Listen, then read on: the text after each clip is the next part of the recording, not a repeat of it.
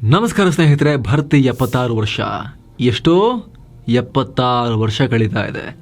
ವಿಚಿತ್ರ ರೂಲ್ಸ್, ಭಯಾನಕ ಶಿಕ್ಷೆ, ಯುದ್ಧ, ಸಂಧಾನ, ಅಣು ಪರೀಕ್ಷೆ, ಕ್ಷಿಪಣಿಗಳ ಉಡಾವಣೆ, ಹೀಗೆ ಹಲವು ವಿಚಿತ್ರ ವಿಕ್ಷಿಪ್ತಗಳ ಈ ಮುಕ್ಕಾಲು ಶತಮಾನ ಕಳೆದಿದೆ. ಕಿಮ್ ವಂಶದ ಕುಡಿ ಕಿಮ್ ಜಾಂಗ್ ಉನ್ ರಾಜ್ಯಭಾರವನ್ನು ಮುಂದುವರಿಸ್ತಾ ಇದ್ದಾರೆ. ಒಂದು ವಂಶ ಇಷ್ಟು ಟೈಮಿಂದ ಆಳ್ತಾ ಇದೆ. ಹಾಗಿದ್ರೆ ಈ ಅವಧಿಯಲ್ಲಿ ಉತ್ತರ ಕೊರಿಯಾ ಏನು ಸಾಧಿಸ್ತು? ಆ ದೇಶ ನಿಜಕ್ಕೂ ಯಾಕೆ ಹಂಗಾಯಿತು? ಅಷ್ಟೆಲ್ಲ ದಬ್ಬಾಳಿಕೆ, ಅಷ್ಟೆಲ್ಲ ಕಠಿಣ ಕಾನೂನಿದ್ರು ಜನ ಆ ನಾಯಕರ ವಿರುದ್ಧ ದಂಗೆ ಎದ್ದಿಲ್ವಾ? ಹೂಡಿಕೆ ಇಲ್ಲ, ವ್ಯಾಪಾರ ಇಲ್ಲ, ಇಡೀ ಜಗತ್ತು ಆ ದೇಶದ ಬಗ್ಗೆ ಯೋಚನೆ ಮಾಡಲ್ಲ. ಇಷ್ಟು ಆದರೂ ಅಮೆರಿಕದ ಬೆದರಿಕೆಗೆ, ಜಪಾನ್ನ ಶಕ್ತಿಗೆ, ಸೌತ್ ಕೊರಿಯಾದ ಆರ್ಭಟಕ್ಕೆ ಏಕಾಂಗಿಯಾಗಿ ಸೆಡ್ಡು ಹೊಡಿತಾ ಇರೋದು ಹೇಗೆ? ಬನ್ನಿ, ಆಧುನಿಕ ಜಗತ್ತಿನ ಅತಿ ದೊಡ್ಡ ಸರ್ವಾಧಿಕಾರಿ ಬಗ್ಗೆ, ಆ ದೇಶದ ಆಡಳಿತದ ಬಗ್ಗೆ, ಯಾಕೆ ಅಲ್ಲಿನ ಜನ ಇವತ್ತಿಗೂ ಅವ್ರನ್ನ ದೇವರು ಅಂತ ಅವ್ರ ಫ್ಯಾಮಿಲಿಯವ್ರನ್ನ ಪೂಜಿಸ್ತಾರೆ ಅನ್ನೋದ್ರ ಬಗ್ಗೆ ಈ ವರದಿಯಲ್ಲಿ ಸಂಕ್ಷಿಪ್ತವಾಗಿ ನೋಡ್ತಾ ಹೋಗೋಣ. ಜಗತ್ತಲ್ಲಿ ವಿಚಿತ್ರ ದೇಶಗಳು ಅಂತ ಪಟ್ಟಿ ಮಾಡ್ತಾ ಹೋದರೆ ಮೊದಲ ಸಾಲಲ್ಲಿ ಬರೋ ರಾಷ್ಟ್ರ ಉತ್ತರ ಕೊರಿಯಾ. ಇವತ್ತು ಕಿಮ್ ಜಾಂಗ್ ಉನ್ ಅಂದ್ಕೂಡ್ಲೆ ಡಿಕ್ಟೇಟರು, ಕ್ರೇಜಿ, ಒಂಥರ ರಾಯಲ್ ಫ್ಯಾಮಿಲಿ ಥರ ಇವರು. ಜನರನ್ನ ಹಿಂಡಿ ಹಿಪ್ಪೆ ಮಾಡಿ ಇವರು ಬದುಕ್ತಾ ಇದ್ದಾರೆ ಅಂತ ಅನಿಸಬಹುದು ತುಂಬ ಜನಕ್ಕೆ.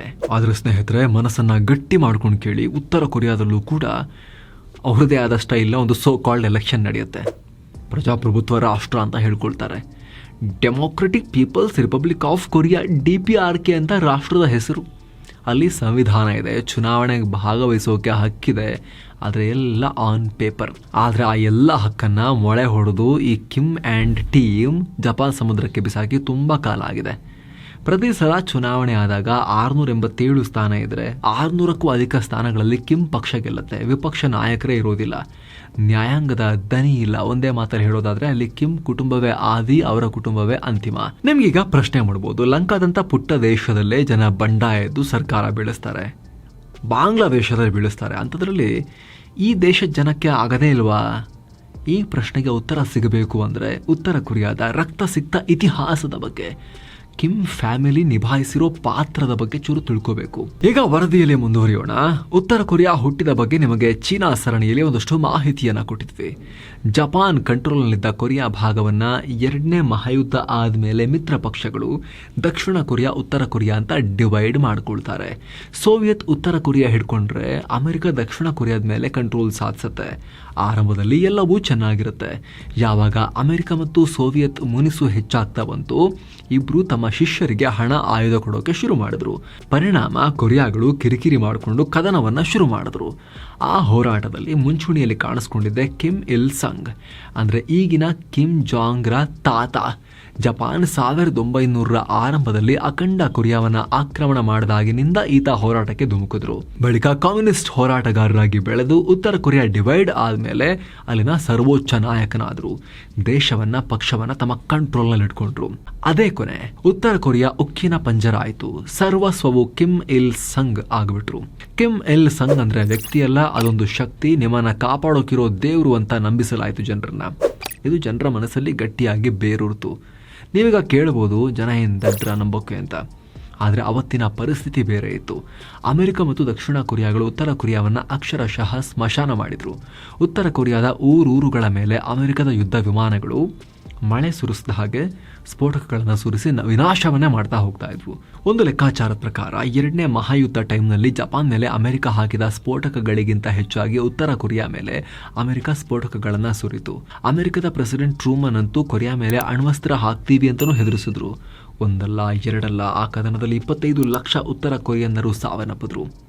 ಇಂಥ ಟೈಮ್ನಲ್ಲಿ ನಾಶವಾಗಿದ್ದ ಆ ದೇಶಕ್ಕೆ ಭರವಸೆಯಾಗಿದ್ದು ಕಿಮ್ ಇಲ್ ಸಂಗ್. ಈತ ಅಧಿಕಾರಕ್ಕೆ ಬಂದ ಕೂಡಲೇ ಸದೃಢ ಸೇನೆಯನ್ನು ಕಟ್ಟಿದ್ರು, ರಾಷ್ಟ್ರೀಯತೆಯನ್ನು ಬೆಳೆಸಿದ್ರು, ಪಂಚವಾರ್ಷಿಕ ಯೋಜನೆಗಳನ್ನು ತಂದರು, ಉಳ್ಳವರ ಆಸ್ತಿಯನ್ನು ಕಿತ್ಕೊಂಡು ಅದನ್ನು ಸರ್ಕಾರದ್ದು ಅಂತ ಘೋಷಣೆ ಮಾಡಿದ್ರು. ಒಂದಷ್ಟು ಕೈಗಾರಿಕೆಗಳ ನಿರ್ಮಾಣ ಆಯಿತು, ಕೃಷಿಗೆ ಪ್ರೋತ್ಸಾಹ ಕೊಡಲಾಯಿತು. ಹೀಗೆ ಉತ್ತರ ಕೊರಿಯಾ ಅನ್ನೋ ಶವದಂತಿದ್ದ ದೇಶಕ್ಕೆ ಚೂರು ಉಸಿರು ಕೊಡೋ ಕೆಲಸ ಅವ್ರ ಟೈಮ್ನಲ್ಲಿ ನಡೀತು. ಹಾಗೆ ನೋಡಿದ್ರೆ ಅಲ್ಲಿ ದೊಡ್ಡ ಕಗ್ಗೊಲೆಗಳು ಕೂಡ ಆದವು. ಕಿಮ್ ದೇಶದ ವ್ಯವಸ್ಥೆಯನ್ನೇ ನಾಶ ಮಾಡಿದ್ರು, ಅದ್ರ ಬಗ್ಗೆ ಮುಂದೆ ಹೇಳ್ತೀವಿ. ಆದರೆ ಭರವಸೆಯನ್ನೇ ಕಳ್ಕೊಂಡಿದ್ದ, ದಿನ ಬೆಳಗಾದ್ರೆ ಸ್ಫೋಟಕ ಬಿದ್ದು ನಾನು ಸಾಯ್ತೀನಿ ಅಂತ ಅನ್ಕೊಂಡಿದ್ದ ಜನಕ್ಕೆ ಓಕೆ, ಜೀವ ಉಳಿಸ್ಕೋಬಹುದು ಅನ್ನೋ ರೀತಿಯಲ್ಲಿ ಒಂದು ಭರವಸೆಯನ್ನು ಮೂಡಿಸಿದ್ರು. ಹೊರಗಿಂದ ನಮಗೆ ಸಿಕ್ಕಾಪಟ್ಟೆ ಶತ್ರುಗಳಿದ್ದಾರೆ, ತಿನ್ನಕ್ಕೆ ಅನ್ನ ಇಲ್ಲ ಅಂದ್ರೂ ಪರವಾಗಿಲ್ಲ, ದೇಶಕ್ಕೆ ಶಸ್ತ್ರಾಸ್ತ್ರ ಬೇಕು, ಗಟ್ಟಿಮುಟ್ಟಾಗಿರೋ ಸೇನೆ ಬೇಕು, ನಾನು ಇಲ್ಲದೆ ಇದ್ರೆ ಈ ದೇಶ ಇರಲ್ಲ ಅಂತ ಹೇಳಿ ಜನರನ್ನ ನಂಬಿಸ್ಬಿಟ್ರು. ಮನೆಯಲ್ಲಿ ಕಿಮ್ ಇಲ್ ಸಂಗ್ರ ಫೋಟೋ ಇರಬೇಕು. ಕಿಮ್ ಇಲ್ ಸಂಗ್ಗೆ ಅಪಮಾನ ಮಾಡಿದ್ರೆ ಕಠಿಣ ಶಿಕ್ಷೆ ಅಂತ ಕೂಡ ಘೋಷಣೆ ಮಾಡಲಾಯಿತು. ಇದು 1994 ತನಕ ಮುಂದುವರಿತಾ ಬಂತು. ಬಳಿಕ ಕಿಮ್ ಇಲ್ ಸಂಗ್ರ ಮಗ ಕಿಮ್ ಜಾಂಗ್ ಟು ಅಧಿಕಾರವನ್ನು ಹಿಡಿದ್ರು. ಹಾಗೆ ನೋಡಿದ್ರೆ ಕಿಮ್ ಇಲ್ ಸಂಗ್ ಆದ್ಮೇಲೆ ಅವರ ತಮ್ಮ ಕಿಮ್ ಜಾಂಗ್ ಜು ಆಡಳಿತ ಮಾಡಬಹುದು ಅಂತ ಹೇಳಲಾಗ್ತಿತ್ತು. ಆದರೆ ಚಿಕ್ಕಪ್ಪನನ್ನ ಬದಿಗೆ ತಳ್ಳಿದ ಕಿಮ್ ಜಾಂಗ್ ಟು ಅಪ್ಪನ ಕುರ್ಚಿ ಮೇಲೆ ಭದ್ರವಾಗಿ ಕೂತ್ಕೊಂಡ್ರು. ಅವರು ಅದೇ ಸ್ಟೈಲ್ನಲ್ಲಿ ಅಧಿಕಾರವನ್ನು ಶುರು ಮಾಡಿದ್ರು. ಮೊದಲು ಮಿಲಿಟರಿ, ಆಮೇಲೆ ಉಳಿದಿದ್ದೆಲ್ಲ ಅಂತಿದ್ದ ಕಿಮ್ ಜಾಂಗ್ ಟು ಅಪ್ಪನ ಬಹುದೊಡ್ಡ ಆಸೆಯನ್ನು ಈಡೇರಿಸಿದ್ರು. 1950ರ ದಶಕದಿಂದ ಉತ್ತರ ಕೊರಿಯಾ ಅಣ್ವಸ್ತ್ರ ತಯಾರಿಸೋಕೆ ಪ್ಲಾನ್ ಮಾಡ್ತಿದ್ರು. ಅದು ಆಗಿರಲಿಲ್ಲ. ಆದರೆ 2006ರಲ್ಲಿ ಈ ಕಿಮ್ ಜಾಂಗ್ ಟು ಅದನ್ನ ಮಾಡೇ ಬಿಡ್ತಾರೆ. ಈ ಮೂಲಕ ಜಗತ್ತಿನ ಅಣ್ವಸ್ತ್ರ ರಾಷ್ಟ್ರಗಳ ಪಟ್ಟಿಗೆ ಕಿಮ್ಗಳ ಕೊರಿಯಾ ಕೂಡ ಸೇರ್ಕೊಂಡ್ಬಿಡುತ್ತೆ, ಉತ್ತರ ಕೊರಿಯಾ. ಇನ್ನು ಕಿಮ್ಗಳ ಈ ಸಾಧನೆಯ ಹಿಂದೆ ಪರದೇಶಿ ಪಾಕಿಸ್ತಾನದ ಕೈವಾಡ ದೊಡ್ಡದಿದೆ ಅಂತ ಅಧಿಕಾರಿಗಳು ಹೇಳ್ಕೊಳ್ತಾರೆ. ಅಮೆರಿಕದವರು ಹೇಳ್ಕೊಂಡಿದ್ದಾರೆ, ಎಲ್ಲ ಟೆಕ್ನಾಲಜಿಯನ್ನು ಕೊಟ್ಟರು ಅಂತ. ಸೊ ಅಲ್ಲಿಂದೀಚೆಗೆ ಉತ್ತರ ಕೊರಿಯಾ ಜಗತ್ತಲ್ಲಿ ಇನ್ನಷ್ಟು ಐಸೋಲೇಟ್ ಆಗ್ತಾ ಬಂತು. ಆಲ್ರೆಡಿ ಅಮೆರಿಕ ಮತ್ತು ಮಿತ್ರರು ಕಿಮ್ ಕುಟುಂಬ ಕಂಡ್ರೆ ಬೆಂಕಿ ಉಗುಳ್ತಾ ಇದ್ರು. ಯಾವಾಗ ಅಣು ಪರೀಕ್ಷೆನೂ ಆಗೋಯ್ತು, ಅಲ್ಲಿಂದ ಅಮೆರಿಕದ ಸೇಡು ಜಾಸ್ತಿ ಆಯಿತು. ಹೇಳಿ ಕೇಳಿ ಕಿಮ್ ಅಣುಬಾಂಬ್ ತಯಾರಿಸ್ತಿರೋದೇ ಅಮೆರಿಕದ ವಿರುದ್ಧ. ದಕ್ಷಿಣ ಕೊರಿಯಾ ಹತ್ರ ಅಣ್ವಸ್ತ್ರ ಇಲ್ಲ, ಆದರೆ ದಕ್ಷಿಣ ಕೊರಿಯಾಗೆ ಅಮೆರಿಕದ ಸಪೋರ್ಟ್ ಇದೆ. ಅವರ ದೊಡ್ಡಪ್ಪ ಅಮೆರಿಕ ನಾನು ಸಪೋರ್ಟಿಗೆ ಬರ್ತೀನಿ, ಅಣುಬಾಂಬ್ ಹಾಕ್ತೀನಿ ಅಂತ ಬಂದರೆ ಉತ್ತರ ಕೊರಿಯಾ ಸರ್ವನಾಶ ಆಗಿಬಿಡುತ್ತೆ. ಹೀಗಾಗಿ ತಾವು ಅಣ್ವಸ್ತ್ರ ಮಾಡಿಟ್ಕೊಂಡ್ರೆ ಅಮೆರಿಕವನ್ನು ಹೆದರಿಸ್ಬೋದು ಅಂತ ಚೆನ್ನಾಗಿ ಗೊತ್ತಿತ್ತು ಇವರಿಗೆ. ಹಾಗಾಗಿ ಹಠ ಹಿಡಿದು ಅದನ್ನು ಮಾಡ್ಕೊಂಡ್ಬಿಟ್ರು. ಬಳಿಕ ನಿರ್ಬಂಧಗಳನ್ನು ಹಾಕಿ ಅಮೆರಿಕ ಅವರನ್ನು ಕ್ರಶ್ ಮಾಡೋ ಪ್ರಯತ್ನ ಮಾಡ್ತು ಆರ್ಥಿಕವಾಗಿ. ಈ ಹೊಯ್ದಾಟಗಳ ನಡುವೆನೇ 2011ರಲ್ಲಿ ಕಿಮ್ ಜಾಂಗ್ ಟು ತೀರ್ಕೊಂಡ್ಬಿಟ್ರು. ಆ ಜಾಗಕ್ಕೆ ಅವರ ಮಗ ಕಿಮ್ ಜಾಂಗ್ ಉನ್ ಈ ಮಹಾನ್ ಭಾವ ಬಂದು ಕೂತ್ಕೊಂಡ್ಬಿಟ್ರು. ಇವ್ರ ಬಗ್ಗೆ ನಿಮಗೆ ಹೇಳಬೇಕಾಗಿಲ್ಲ, ಕ್ಷಿಪಣಿ ವೀರ. ಸುತ್ತು ಜಗತ್ತು ಬುಲೆಟಿನಲ್ಲಿ 2 ದಿನಕ್ಕೊಂದ್ಸಲಿನಾದರೂ ಕೂಡ ಹೊಸ ಕ್ಷಿಪಣಿಯನ್ನು ಹಾರಿಸಿ ಕಿಲ ಅಂತ ನಕ್ಕು ದುರ್ಬಿನಲ್ಲಿ ಹಿಂಗೆ ಕ್ಷಿಪಣಿ ಹಾರೋದು ನೋಡ್ಕೊಂಡು ಪೋಸ್ ಕೊಟ್ಟು ಜಗತ್ತಿನಾದ್ಯಂತ ಹೆಡ್ಲೈನ್ ಆಗ್ತಾರೆ ಈ ಮನುಷ್ಯ. ಈತ ಅಧಿಕಾರಕ್ಕೆ ಬಂದ ಮೇಲೆ ಉತ್ತರ ಕೊರಿಯಾ ಇನ್ನಷ್ಟು ಬಿಗಿಯಾಗಿದೆ. ಇಷ್ಟ ಬಂದಂಥ ರೂಲ್ಸ್, ಕಠಿಣ ಕಾನೂನುಗಳ ಜೊತೆಗೆ ಶತ್ರುಗಳ ವಿರುದ್ಧವೂ ಬೆಂಕಿ ಬಲೆಯನ್ನು ಹೆಣೆದಿದ್ದಾರೆ. ಈತ ಅಧಿಕಾರಕ್ಕೆ ಬಂದು 13 ವರ್ಷ ಕಳೆದಿದೆ. ಆಗಲೇ 4 ಸಲ ನ್ಯೂಕ್ಲಿಯರ್ ಟೆಸ್ಟ್ ಮಾಡಿದ್ದಾರೆ. ದಿನವೂ ಕ್ಷಿಪಣಿಗಳ ಉಡಾವಣೆ, ದಿನವೂ ಮಿಲಿಟರಿ ಅಭ್ಯಾಸ, ಹೀಗೆ ಪೂರ್ವ ಏಷ್ಯಾದಲ್ಲಿ ಅತಿ ದೊಡ್ಡ ಲೀಡರ್ ಆಗಿ ಎಮರ್ಜ್ ಆಗಿಬಿಟ್ಟಿದ್ದಾರೆ. Dictator leader. ಹಾಗಿದ್ರೆ ಇವರು ಹೀರೋನಾ ವಿಲನ್ನ? ಕಿಮ್ ಫ್ಯಾಮಿಲಿ ಉತ್ತರ ಕೊರಿಯಾದ ಸ್ಟ್ರೆಂತು ಹೌದು, ದೌರ್ಬಲ್ಯನೂ ಕೂಡ ಹೌದು. ಒಂದ್ಸಲ ಯೋಚನೆ ಮಾಡಿ, ಕೊರಿಯಾಗೆ ಲೀಡರ್ಶಿಪ್ ಸಿಗಲಿಲ್ಲ ಅಂದಿದ್ರೆ, ಅವರು ಹಠಕ್ಕೆ ಬಿದ್ದು ಅಣ್ವಸ್ತ್ರ ಮಾಡ್ಕೊಂಡಿರಲಿಲ್ಲ ಅಂದಿದ್ರೆ ದಕ್ಷಿಣ ಕೊರಿಯಾ ಮತ್ತು ಅಮೆರಿಕಗಳು ಹುರಿದು ಮುಕ್ಕಿರ್ತಾ ಇದ್ರು.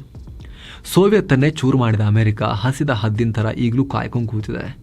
ಸೊ ಶತ್ರುಗಳಿಂದ ಉತ್ತರ ಕೊರಿಯಾ ಕಾಪಾಡುವಲ್ಲಿ ಕಿಮ್ ಫ್ಯಾಮಿಲಿ ಪಾತ್ರ ಇಂಪಾರ್ಟೆಂಟ್ ಇದೆ, ಅದರಲ್ಲಿ ಡೌಟ್ ಇಲ್ಲ. ಸೇಮ್ ಟೈಮ್ ಉತ್ತರ ಕೊರಿಯಾ ಈ ಪರಿಸ್ಥಿತಿಗೆ ಬರೋಕೆ ಜನ ಹಸಿವು, ಬಡತನ, ಮಾನವ ಹಕ್ಕುಗಳಿಲ್ಲದೆ ಒದ್ದಾಡೋದ್ರ ಹಿಂದೆನೂ ಆ ಫ್ಯಾಮಿಲಿಯ ರಾಕ್ಷಸಿ ಅಧಿಕಾರ ದಾಹ ಇದೆ.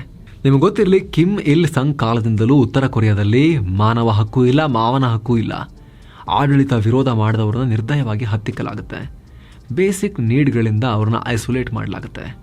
ದಕ್ಷಿಣ ಕೊರಿಯಾದ ಸಾಂಗೇ ಕೇಳಂಗಿಲ್ಲ, ಪಾಪ್ ಎಲ್ಲ ಇದಾವಲ್ಲ ಕೇಳಂಗಿಲ್ಲ, ಸಿನಿಮಾ ನೋಡೋಂಗಿಲ್ಲ, ರೊಮ್ಯಾಂಟಿಕ್ ಹಾಡುಗಳನ್ನು, ಸಿನಿಮಾಗಳನ್ನು ತೋರಿಸೋ ಹಾಗೇನೇ ಇಲ್ಲ. ಅಷ್ಟೇ ಅಲ್ಲ, ಯಾವುದೇ ಮತಾಚರಣೆಗೂ ಅಲ್ಲಿ ಅವಕಾಶ ಇಲ್ಲ. ಒಂದು ಟೈಮ್ನಲ್ಲಿ ಉತ್ತರ ಕೊರಿಯಾ ರಾಜಧಾನಿ ಪಾಂಗ್ಜೋಂಗ್ ಅನ್ನ ಈಸ್ಟ್ ಜೆರುಸಲೇಮ್ ಅಂತ ಕರಿತಾ ಇದ್ರು. ಆದರೆ ಕಿಮ್ ಏಥಿಸ್ಟ್ ಮಾತ್ರ ಇರಬೇಕು, ಯಾವ ದೇವರನ್ನ ನಂಬೋರು ಇರಂಗಿಲ್ಲ ಅಂತ ರೂಲ್ಸ್ ಮಾಡಿದ್ದಾರೆ. ಅದನ್ನು ಮೀರಿದ್ರೆ ಅವರನ್ನ ಮತ್ತು ಅವರ ಪುಸ್ತಕಗಳನ್ನು ಸುಟ್ಟು ಹಾಕ್ತಾರೆ. ಎಂಥ ವಿಚಿತ್ರ ರೂಲ್ ಅಂದರೆ, 1994ರಲ್ಲಿ ಕಿಮ್ ಇಲ್ ಸಂಗ್ ತೀರ್ಕೊಂಡಾಗ ಸಾರ್ವಜನಿಕವಾಗಿ 10 ದಿನ ಅಳಬೇಕು ಅಂತ ಜನರಿಗೆ ಆದೇಶವನ್ನು ಹೊರಡಿಸಲಾಗಿತ್ತಂತೆ. ಅಳದೇ ಇರೋರಿಗೆ ಶಿಕ್ಷೆ ಕೊಡೋಕೆ ಸ್ಪೈಗಳನ್ನು ಬಿಡಲಾಗಿತ್ತಂತೆ. ತಲೆ ಕೂದಲು ಕಟಿಂಗ್ ಮಾಡಿಸೋಕೆ ಅಲ್ಲಿನ ಸರ್ಕಾರ ರೂಲ್ಸ್ ಹಾಕತ್ತೆ ಅಂದರೆ ಕಿಮ್ ಕುಟುಂಬದ ದುರ್ವರ್ತನೆಯನ್ನು ನೀವೇ ಯೋಚನೆ ಮಾಡಿ. 2.5 ಕೋಟಿಗೂ ಅಧಿಕ ಜನ ಇರೋ ಉತ್ತರ ಕೊರಿಯಾದಲ್ಲಿ ಕೇವಲ $29 ಬಿಲಿಯನ್ ಮಾತ್ರ ಆರ್ಥಿಕತೆ ಇದೆ. ಅದು 37% ಕೃಷಿ ವಲಯ, 63% ಕೈಗಾರಿಕೆ. ಆರ್ಥಿಕ ಮಾಪನಗಳಲ್ಲಿ, ಅಭಿವೃದ್ಧಿ ಮಾಪನದಲ್ಲಿ ಹಿಂದೆ ಇದ್ದಾರೆ. ಸಂಶೋಧನೆಗಳ ಪ್ರಕಾರ ಅವರ ತಲಾ ಆದಾಯ ಬರೀ $1,000 ಇರ್ಬೋದು ಅಂತ ಅಂದಾಜಿದೆ. ಇನ್ನು ಚೀನಾನೇ 98.3% ಆಮದನ್ನು ಇವರಿಗೆ ಪೂರೈಸುತ್ತೆ.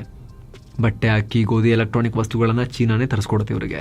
ಮೈನಿಂಗ್ ಮಾಡಿ ರಷ್ಯಾ, ಇರಾನ್, ಸಿರಿಯಾದಂಥ ದೇಶಗಳಿಗೆ ಮಿಲಿಟರಿ ಪ್ರಾಡಕ್ಟ್ ಕಳಿಸಿ ಹ್ಯಾಕರ್ಗಳನ್ನು ಸಾಕೊಂಡು ಅಲ್ಲಿ ಹ್ಯಾಕ್ ಮಾಡಿ ಲಂಸಮ್ ಅಮೌಂಟಲ್ಲೇ ಇಸ್ಕೊಂಡು ಜೀವನ ನಡೆಸ್ತಾ ಇದ್ದಾರೆ. ಇದು ಆ ದೇಶದ ದುರಂತವೂ ಹೌದು, ಅನಿವಾರ್ಯವೂ ಹೌದು. ಇದೇ ಕಾರಣಕ್ಕೆ ನಮ್ಮಲ್ಲಿ ತುಂಬ ಜನ ನಮ್ಮಲ್ಲೂ ಒಬ್ಬ ಇಂಥವನು ಬರಬೇಕು, ಡೆಮೋಕ್ರಸಿ ಜಾಸ್ತಿ ಆಯಿತು ಅನ್ನೋರಿದ್ದಾರೆ. ಆದರೆ ಬಲ್ಲವನೇ ಬಲ್ಲ, ಬೇವಿನ ಕಹಿಯ ಅಂದ ಹಾಗೆ ಸರ್ವಾಧಿಕಾರಿ ಆಡಳಿತ ಅನುಭವಿಸಿದವರಿಗೆ ಮಾತ್ರ ಗೊತ್ತು, ಎಲ್ಲಿಂದ ಬಂದು ಫಟ್ ಅಂತ ಬೀಳುತ್ತಂತ ಗೊತ್ತಿರೋದಿಲ್ಲ. ಆವಾಗ ಗೊತ್ತಾಗುತ್ತೆ ಡಿಕ್ಟೇಟರ್ ಕತೆ. Thank you so much. ಮತ್ತೆ ಭೇಟಿ ಆಗ್ತಿರೋಣ. ನಮಸ್ತೆ.